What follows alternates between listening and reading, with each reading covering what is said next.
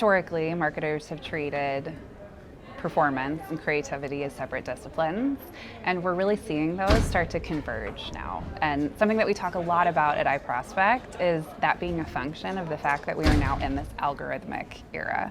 So that means that at this point, over half and quickly approaching 100% of media is purchased and optimized algorithmically. And with that comes this risk of media really being turned into the sea of sameness, right? If an algorithm's optimizing on the same signals, every brand starts to look the same. And so what we have to design is distinctiveness. And that's where this marriage of performance media and creativity really becomes critically important. Emily, we live in an increasingly automated media world. What role does creative play in driving measurable business outcomes, given all this automation that is seemingly making things more efficient? Yeah, I love the question because we talk a lot about designing for business outcomes, right? That's our ultimate objective in everything that we're doing on behalf of our clients. And in an algorithmic-led media landscape, the reality is that once you put an ad in an ad unit space, the number one factor that determines the performance of that media is creative.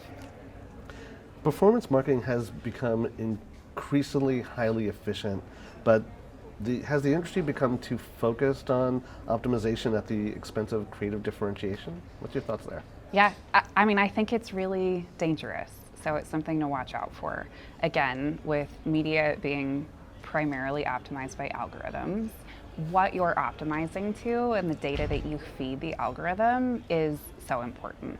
So I think we're at a point in the industry where understanding that if you're optimizing towards more of a vanity metric like click-through rate, that can lead you into a place of, perhaps a high volume but low quality of traffic to your website or brand visibility.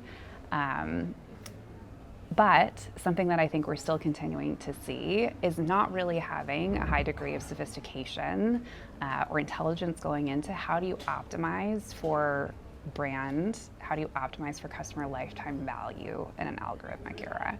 And that means we have to go beyond just optimizing towards something like a new customer acquisition or the highest possible ROI to really being intentional in how we're designing for growth with the data signals that we're feeding algorithms.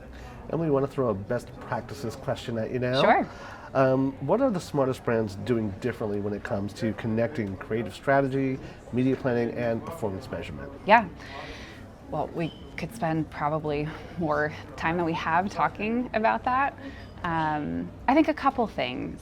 So the first would be really thinking critically about first-party data. So really understanding your customers, getting organized and clean with the data that you have around your customers, and then fueling that back both into how you plan and strategize as well as how you buy media and design your creative.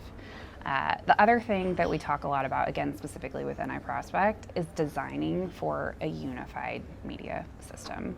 And that means not just paid media, but paid, earned, owned media, and looking at a communications planning ecosystem that covers that entire spectrum. And you're thinking about how you're planning media and creative in tandem.